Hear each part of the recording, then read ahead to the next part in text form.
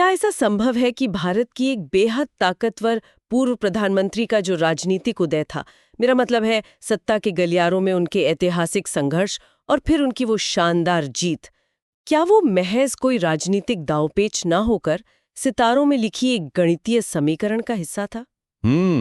ये बहुत ही शानदार शुरुआत है और सच कहूं तो ये बहुत मुमकिन है। हाँ ना। तो आज के इस गहन विश्लेषण में हम कुछ ऐसा ही खंगालने वाले हैं। अक्सर जब हम फलादेश या भविष्यवाणी की बात करते हैं तो दिमाग में एक बड़ी ही धुंधली सी छवि बनती है। बिल्कुल, लोगों को लगता है कि सब कुछ बस अनुमानों पर टिका है। सही कहा। लेकिन आज जिस विषय पर चर्चा कर रहे हैं वो किसी रहस्यमयी किताब जैसा नहीं है। ये एक बेहद सटीक और तार्किक विज्ञान है। और इसी विज्ञान को समझने के लिए आज हम श्री S.N. पांडे जी के लिखे गए नोट्स का विश्लेषण कर रहे हैं। ये नोट्स हमें जैमिनी ज्योतिष के नियमों की दुनिया में ले जाते हैं। देखिए, ये प्रणाली जो है ना, ये हमारी आम धारणाओं को पूरी तरह से पलट कर रख देती है। यहाँ कोई धुंधलापन नहीं है। अच्छा। हाँ, ये जीवन में आने वाली बाधाओं, हमारे संघर्षों और हमें मिलने वाले समर्थन के मूल कारणों को डिकोड करने का एक ऐसा तरीका है जो बिल्कुल शतरंज की बिसात जैसा लगता है। क्या बात है। और इस शतरंज के बिसात को समझना ही आज का हमारा मिशन है। हम ये देखने वाले हैं कि ज्योतिषीय विश्लेषण में केवल ग्रहों का अच्छा या बुरा होना ही काफी नहीं होता है। बिल्कुल नहीं होता। बल्कि हमारे जीवन के मंच पर किस किरदार का या कह लें कि किस सजीव व्यक्ति का हस्तक्षेप हो रहा है, ये जानना सबसे ज्यादा जरूरी है। एकदम सही बात है। और इसी थ्योरी के आधार पर हम उस ऐतिहासिक राजनीतिक केस स्टडी तक पहुंचेंगे जिसके बारे में मैंने शुरू में कहा, जो इस पूरे सिद्धांत को गणितीय सटीकता के साथ साबित करती है। तो उस ऐतिहासिक उदाहरण तक पहुंचने से पहले मुझे लगता है हमें इस शतरंज के मोहरों और उनके काम करने के तरीके को थोड़ा समझना होगा। हाँ, वो तो बहुत जरूरी है। तो पांडे जी के नोट्स मुख्य रूप से दो बहुत ही मूलभूत और शक्तिशाली अवधारणाओं पर जोर देते हैं। पहला है अर्गला और दूसरा है चर कारक। अगर हम इन दोनों को समझ लें तो हम जीवन की किसी भी घटना के पीछे का क्यों और कैसे बहुत आसानी से समझ सकते हैं। तो चलिए इन थोड़े जटिल से लगने वाले शब्दों को आम भाषा में डिकोड करते हैं। सबसे पहले स्रोत सामग्री में बार बार चर कारक का जिक्र आता है। हाँ। पारंपरिक पराशर ज्योतिष में तो अक्सर यही देखा जाता है ना कि कौन सा ग्रह नैसर्गिक रूप से शुभ है और कौन सा अशुभ। बिल्कुल। मतलब जैसे गुरु है तो अच्छा ही करेगा, शनि है तो बस कष्ट ही देगा। तो ये जैमिनी प्रणाली इससे अलग कैसे हो जाती है? यहीं पर जैमिनी ज्योतिष एक बहुत ही मनोवैज्ञानिक और सजीव दृष्टिकोण अपनाता है। यहाँ महर्षि जैमिनी ने ग्रहों की शुभता या अशुभता से ज्यादा उनके अंशों पर, उनकी डिग्री पर ध्यान दिया है। अच्छा, डिग्री पर? हाँ, किसी भी व्यक्ति की जन्म कुंडली में ग्रहों की डिग्री ये तय करती है कि कौन सा ग्रह जीवन के किस किरदार को निभाएगा। इसे ही चर कारक कहते हैं। ये कोई अमूर्त ऊर्जाएं नहीं है, बल्कि हमारे जीवन के सजीव पहलू हैं। ये जीते जागते इंसान हैं। अरे वाह, मतलब ग्रह एक तरह से एक्टर बन जाते हैं जिन्हें इस नाटक में अलग अलग रोल दे दिए गए हैं। एकदम सटीक तुलना की है आपने। उदाहरण के लिए, जिस ग्रह की डिग्री सबसे ज्यादा होती है ना, वो आत्मकारक बन जाता है, जिसे शॉर्ट में एके कहते हैं। एके, ठीक है। ये राजा है। ये व्यक्ति की आत्मा और स्वयं उसी का प्रतिनिधित्व करता है। उसके बाद आता है अमात्य कारक या एएमके, जो मंत्री है। अच्छा, मंत्री। हाँ, ये हमारे करियर, हमारी सत्ता, हमारे बॉस या उस काम को दर्शाता है जो हम दुनिया में करते हैं। स्रोत में कुछ और किरदारों का भी जिक्र किया गया है, मैं पढ़ रही थी।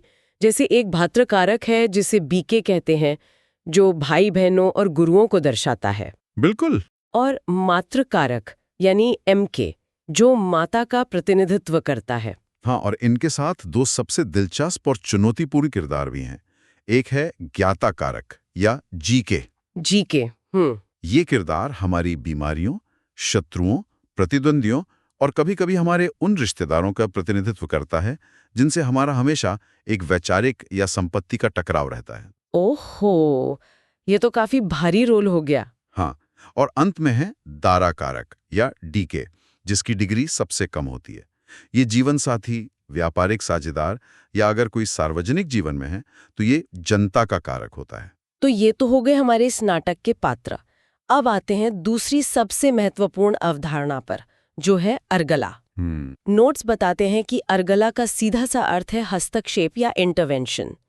ये हस्तक्षेप एक बाधा के रूप में भी हो सकता है और समर्थन के रूप में भी। सही बात है। लेकिन मैं ये सोच रही थी कि ये काम कैसे करता है। स्रोत में लिखा है कि किसी ग्रह से दूसरे, चौथे और 11वें भाव में बैठे ग्रह अर्गला बनाते हैं। इसके पीछे का क्या तर्क है? ये बहुत ही तार्किक है। देखिए, इसे इस तरह से समझिए। दूसरा भाव हमारे संसाधनों, हमारे धन और हमारे कुटुंब का होता है।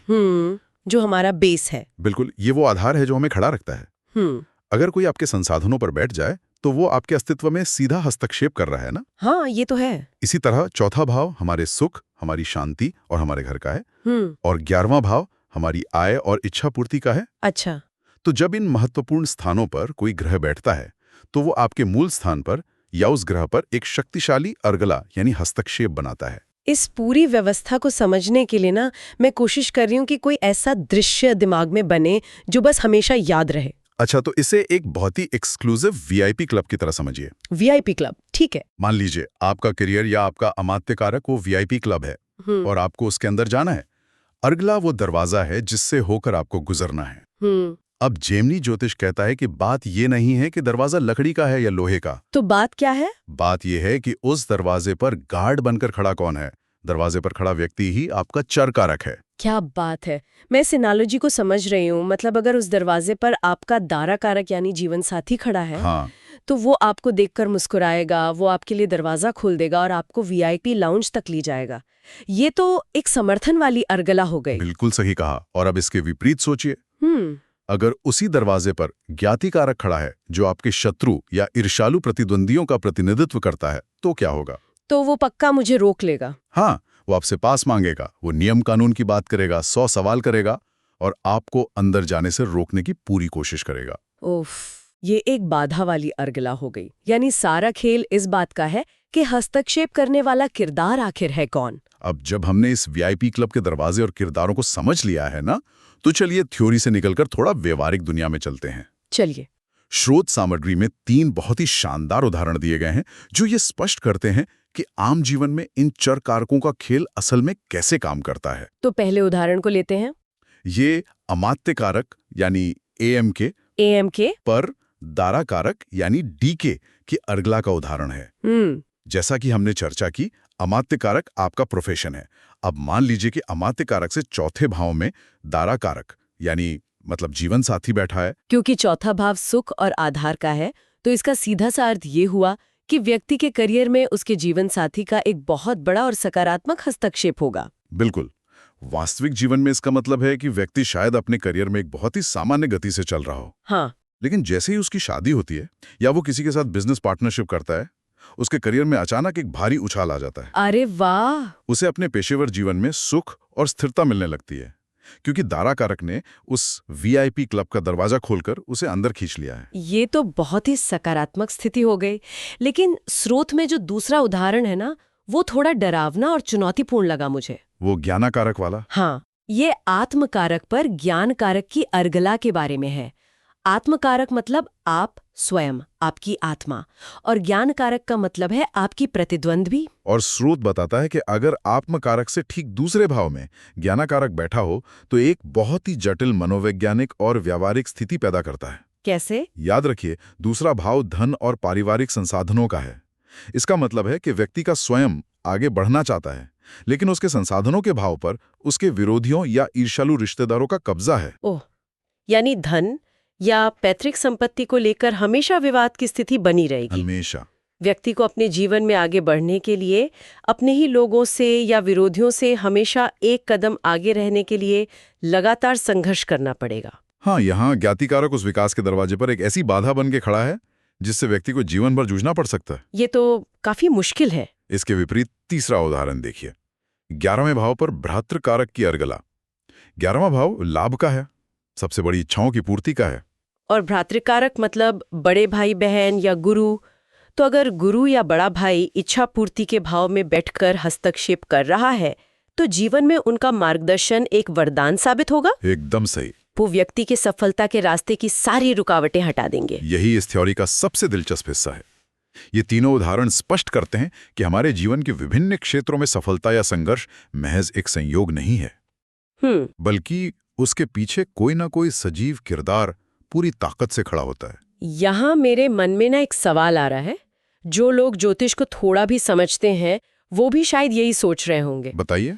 ये तो समझ में आता है कि दारा कारक यानी जीवन साथी करियर में फायदा पहुंचाएगा, लेकिन यहाँ एक बहुत बड़ा पेंच है। अच्छा। क्या होगा अगर कोई नैसर्गिक रूप से पापी या क्रूर ग्रह जैसे कि शनि या मंगल किसी की कुंडली में दारा कारक बन जाए? हाँ, बहुत अच्छा सवाल है। और फिर वो करियर पर अर्गला बनाए। शनि तो देरी और रुकावट का कारक माना जाता है ना। क्या तब भी जीवन साथी फायदा ही पहुंचाएगा या फिर पापी ग्रह होने के कारण वो करियर को बर्बाद कर देगा? ये एक बहुत ही तार्किक और गहरा सवाल है, और सच कहूं तो यहीं पर जैमिनी ज्योतिष की असली सुंदरता और उसकी सटीकता उभर कर सामने आती है। अच्छा। पांडे जी के नोट स्पष्ट रूप से बताते हैं कि जैमिनी प्रणाली में चर कारक का महत्व सर्वोपरि है। मतलब जो चर कारक अर्गला बनाता है, जीवन के उस नाटक में वही पात्र मुख्य सूत्रधार बन जाता है, चाहे वो ग्रह कोई भी हो। इसका मतलब है कि ग्रह का अपना जो प्राकृतिक स्वभाव है वो पीछे छूट जाता है। काफी हद तक किरदार हमेशा अभिनेता के मूल स्वभाव पर भारी पड़ता है। अगर शनि दारा कारक बन गया है तो जीवन के उस मंच पर उसे जीवन साथी का किरदार निभाने की स्क्रिप्ट मिल गई है। ओके। शनि भले ही एक सख्त अनुशासन वाला ग्रह हो, लेकिन दारा कारक के रूप में जब वो करियर पर अर्गला बनाएगा तो जीवन साथी के जीवन में आने से करियर में स्थिरता, संरचना और लंबी अवधि का लाभ ही मिलेगा। मतलब फायदा ही होगा। हाँ, हो सकता है जीवन साथी का स्वभाव थोड़ा गंभीर हो, लेकिन वो व्यक्ति के करियर के लिए एक मजबूत स्तंभ भी साबित होगा। ये सच में दृष्टिकोण को बदलने वाला है। हमें उस अभिनेता की पिछली फिल्मों को नहीं देखना है, बल्कि ये देखना है कि इस मौजूदा फिल्म में उसे रोल कौन सा मिला है। बिल्कुल। और अब समय है इस सिद्धांत के सबसे बड़े और सबसे शानदार परीक्षण का। हाँ, दैनिक जीवन के इन उदाहरणों से निकलकर अब हम इतिहास के पन्नों में चलते हैं। चलिए। अब हम इस अर्गला के सिद्धांत को एक ऐतिहासिक और बेहद जटिल परिदृश्य पर लागू करेंगे।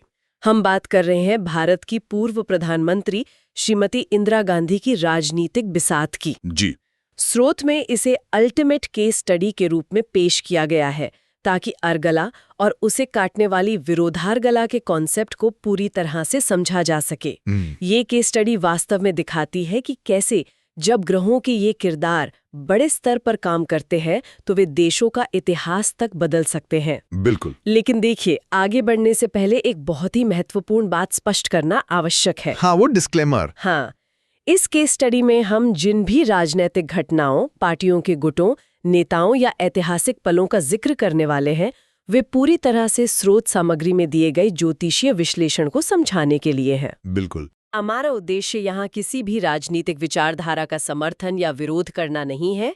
हम निष्पक्ष रूप से केवल मूल स्रोत में दिए गए विचारों, गणनाओं और जैमिनी के गणित को आप तक पहुंचाने का प्रयास कर रहे हैं। ये स्पष्टता जरूरी थी। तो चलिए 1960 के दशक के उस ऐतिहासिक दौर और स्रोत में दिए गए उनकी कुंडली के विवरण पर नजर डालते हैं। उनकी कुंडली कर्क लग्न की है।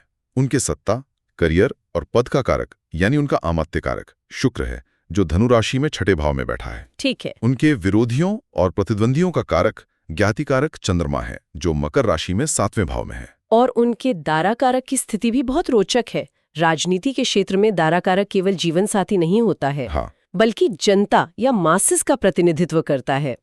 उनका दारा कारक सूर्य है, जो वृश्चिक राशि में 5वें भाव में बैठा है। और उसी भाव में पुत्र कारक यानी रणनीतिक बुद्धि, कुशाग्रता और युवा अनुयायियों का कारक बुध भी सूर्य के साथ विराजमान है। अब यहाँ अर्गला के उस गणित को देखिए जिसकी हमने पहले चर्चा की थी। उनका करियर यानी शुक्र धनु राशि में है। जी। धनु राशि से ठीक दूसरे भाव में यानी मकर राशि में चंद्रमा बैठा है। और चंद्रमा क्या है? उनका ज्ञाति कारक यानी उनके प्रतिद्वंदी। तो नियम के अनुसार दूसरे भाव में बैठा ग्रह सीधा हस्तक्षेप या अर्गला बनाता है। बिल्कुल। और क्योंकि ये दूसरा भाव है जो शक्ति और संसाधनों का भाव है, इसका सीधा सा मतलब ये हुआ कि उनके करियर के दरवाजे पर उनके भारी विरोधी और शत्रु एक बड़ी बाधा बनकर खड़े हो गए। एकदम सही पकड़ा आपने। इतिहास के पन्नों को पलटें तो स्रोत स्पष्ट करता है कि अमात्य कारक पर ज्ञाति कारक की इस अर्गला का अर्थ था कि उनके राजनीतिक करियर की शुरुआत में पार्टी के वरिष्ठ नेताओं का भारी दबाव रहेगा। इतिहास में इस गुट को सिंडिकेट कहा गया। हाँ, 1960 के दशक के मध्य में वे वरिष्ठ नेता उनके करियर को पूरी तरह अपनी मुट्ठी में रखना चाहते थे। वे उन्हें एक ऐसा नेता बनाना चाहते थे जो सिर्फ उनके इशारों पर काम करे। इसीलिए उस समय के राजनीतिक गलियारों में उन्हें कमजोर आंका गया था। बिल्कुल। ये तो बहुत ही स्पष्ट रूप से दिखाई देता है कि ज्ञातिकारक यानी सिंडिकेट ने अर्गला के माध्यम से उनके करियर को जकड़ लिया था। लेकिन फिर वो पलटवार कैसे हुआ? उन्होंने इस घेराबंदी को कैसे तोड़ा? स्रोत सामग्री में इसके लिए एक बहुत ही तकनीकी शब्द का प्रयोग किया गया है, विरोधागला। ये क्या है और ये कैसे काम करता है? विरोधागला जैमिनी का वो नियम है जो बताता है कि बाधाओं को कैसे काटा जाता है। अच्छा। नियम यह है कि जो ग्रह 12वें भाव में बैठे होते हैं ना, वे दूसरे भाव की अर्गला को काट देते हैं, उसे पूरी तरह नष्ट कर देते हैं। इसके पीछे का क्या लॉजिक है? इसके पीछे का तर्क ये है कि 12वां भाव व्यय, खर्च और नुकसान का होता है। ये दूसरे भाव की ऊर्जा को, जो कि संसाधन और संचय है, उसको सोख लेता है। इसलिए 12वें भाव में बैठा ग्रह एक काउंटर स्ट्राइक करता है। तो अगर हम इसे उनकी कुंडली पर लागू करें, उनका करियर यानी शुक्र धनु राशि में था और धनु से 12वें भाव में यानी वृश्चिक राशि में 2 ग्रह बैठे हैं, सूर्य और बुध। और याद कीजिए कि ये दोनों कौन से चर कारक हैं? सूर्य है उनका दारा कारक यानी आम जनता, और बुध है उनका पुत्र कारक यानी उनकी अपनी रणनीतिक कुशाग्रता और नई सोच। ये तो अद्भुत है। मकर राशि में जो विरोधियों की अर्गला थी, वहां केवल एक ग्रह है, चंद्रमा। हाँ, लेकिन उसे काटने वाले 12वें भाव यानी वृश्चिक राशि में 2 ग्रह, सूर्य और बुध, पूरी ताकत से बैठे हैं। यही इस केस स्टडी का सबसे बड़ा निष्कर्ष है। विरोधियों के भाव में केवल एक ग्रह था, जबकि उसे काटने वाले भाव में 2 शक्तिशाली ग्रह थे। ग्रहों की संख्या अधिक होने के कारण ये विरोधार्गला इतनी शक्तिशाली हो गई कि उसने विरोधियों की उस बाधा को पूरी तरह से कुचल दिया। इस पूरी राजनीतिक उथल-पुथल को समझने के लिए ना, इसे एक कॉर्पोरेट टेकओवर की तरह देखा जा सकता है। वो कैसे? सोचिए, एक बहुत बड़ी कंपनी है। कंपनी के पुराने और रूढ़िवादी बोर्ड के सदस्य यानी हमारा ज्ञातिकारक कंपनी के नए सीईओ यानी अमात्य कारक को दबाने और अपनी मुट्ठी में रखने की कोशिश कर रहे हैं। हाँ, बिल्कुल ऐसा ही हुआ था। वे चाहते हैं कि सीईओ सिर्फ उनके आदेशों का पालन करे। और मैं इस चित्र को पूरी तरह से देख पा रहा हूँ। बोर्ड के सदस्य उस वीआईपी क्लब के दरवाजे पर खड़े हैं और सीईओ को अंदर जाने से रोक रहे हैं। बिल्कुल। लेकिन वो नया सीईओ हार नहीं मानता। वो अपनी शानदार स्ट्रैटेजिक बुद्धि का इस्तेमाल करता है, जो यहाँ पुत्र कारक यानी बुध है। और वो उन बोर्ड के सदस्यों से लड़ने के बजाय सीधा शेयर धारकों के पास चला जाता है। शेयर धारक कंपनी के असली मालिक हैं, जो यहाँ भारत की आम जनता यानी दारा कारक सूर्य है। यह एनालॉजी है। और जब शेयर धारक यानी जनता और सीईओ की तेज बुद्धि यानी रणनीति एक साथ मिल जाते हैं, मतलब 2 ग्रहों की ताकत एक साथ आती है, हाँ? तो वे पुराने बोर्ड के उन सदस्यों, जो कि एक ग्रह हैं, उनके वीटो को ही जड़ से खत्म कर देते हैं। ये इतिहास और ज्योतिष का कितना सटीक मिलान है। स्रोत का अंतिम परिणाम भी बिल्कुल यही कहता है। जब सिंडिकेट ने उनकी सत्ता को दबाने की कोशिश की, तो उन्होंने अपनी रणनीतिक बुद्धि से काम लिया। उन्होंने सीधे जनता के बीच जाकर एक नया और मजबूत नैरेटिव खड़ा किया। बिल्कुल। जनता के अपार समर्थन और उनकी अपनी रणनीति ने विरोधियों को पूरी तरह हाशिए पर धकेल दिया। और इसका प्रत्यक्ष ऐतिहासिक परिणाम था 1969 का कांग्रेस विभाजन। हाँ। जहां उन्होंने अपना वर्चस्व स्थापित किया, और उसके बाद 1971 के चुनावों में मिली उनकी वो ऐतिहासिक जीत, जिसने सारे समीकरण ही बदल दिए। ये केस स्टडी ये साबित करती है कि शक्तिशाली चरकारक अंततः परिणामों को पूरी तरह से अपने अधीन कर लेता है। एकदम सही। अगर हम आज के इस पूरे विश्लेषण और पांडे जी के नोट्स का सार निकालें, तो वो केवल ये देखना नहीं है कि कोई ग्रह दूसरे भाव या चौथे भाव में बैठकर अर्गला बना रहा है या नहीं। बिल्कुल नहीं, बल्कि असली रहस्य ये पहचानने में है कि कौन सा चर कारक इस अर्गला को बना या तोड़ रहा है। जीवन के उस मंच पर सबसे ताकतवर किरदार कौन सा है, परिणाम उसी के हाथ में होता है। सही कहा। और मुझे लगता है कि यही बात इस विषय को हम सभी के लिए बहुत गहराई से प्रासंगिक बनाती है। हाँ, बिल्कुल। भले ही किसी का ज्योतिष से कोई लेना देना ना हो, फिर भी ये सिद्धांत जीवन को देखने का एक बहुत बड़ा और नया नजरिया देता है। कैसे भला? ये हमें एक पर रुक कर अपने आसपास देखने पर मजबूर करता है। हमारे करियर में या हमारे व्यक्तिगत जीवन में जो भी बाधाएं आ रही हैं या जो भी अप्रत्याशित समर्थन हमें मिल रहा है, उसके पीछे असल किरदार कौन है? क्या जो लोग हमें रोक रहे हैं वो सच में हमारे शत्रु हैं या कोई ऐसा व्यक्ति है जो अनजाने में ही सही हमें एक अलग दिशा में धकेलना चाहता है? बहुत गहरी बात है ये। क्या वे हमारे मेंटोर हैं या हमारे साझेदार?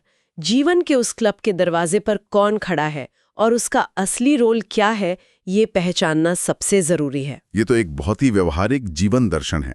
हर घटना, हर संघर्ष और हर सफलता के पीछे एक सजीव पात्र होता है। बिल्कुल। और उस पात्र की सही पहचानी हमारी आगे की रणनीति और हमारी सफलता तय करती है। हाँ, और इस गहरी चर्चा को विराम देने से पहले ना, इसी स्रोत सामग्री और चर कारकों की इस पूरी व्यवस्था से उपजा एक बहुत ही विचारोत्तेजक प्रश्न मेरे दिमाग में आ रहा है। अच्छा? ये एक ऐसा सवाल है जो सीधे तौर पर इन नोट्स में लिखा तो नहीं है, लेकिन इसका पूरा दर्शन इसी ओर इशारा करता है। तो वो विचार क्या है, बताइए। कारक हमारे ही कर्मों, हमारी ही ऊर्जाओं और हमारे ही रिश्तों को दर्शाते हैं।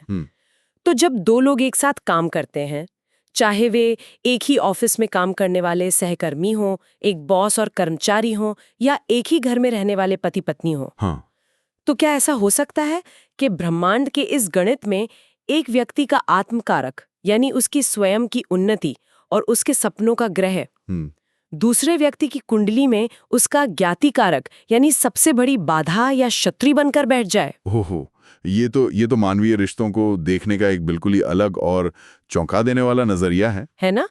क्या यही वो अदृश्य कारण है कि कुछ रिश्ते बिना किसी स्पष्ट वजह के हमेशा टकराव, बहस और संघर्ष से भरे लेते हैं? बिल्कुल हो सकता है। एक इंसान सिर्फ अपनी आत्मा की आवाज सुन रहा है, अपना विकास करना चाह रहा है, लेकिन इस ज्योतिषीय और गणितीय खेल में वो अनजाने में ही दूसरे इंसान की कहानी का सबसे बड़ा विलन या बाधा बन गया है। ये तो बहुत सोचने वाली बात है कि किसी एक कहानी का हीरो महज ग्रहों की डिग्रियों के हेरफेर से किसी और की कहानी का ज्ञाति कारक हो सकता है। हाँ, इसमें कोई व्यक्तिगत द्वेष नहीं है, ये सिर्फ किरदारों का टकराव है। बिल्कुल। ये एक ऐसा विचार है जिस पर मुझे लगता है कि हर किसी को गहराई से सोचना चाहिए। हम सभी एक दूसरे के जीवन के किसी न किसी चर कारक का रोल निभा रहे हैं। सही बात है। आप दूसरों के जीवन में कौन सा चर कारक बने हुए हैं, ये एक बहुत बड़ा सवाल है। ज्ञान और रहस्यों की इस रोमांचक यात्रा में हमारे साथ जुड़ने के लिए बहुत बहुत धन्यवाद।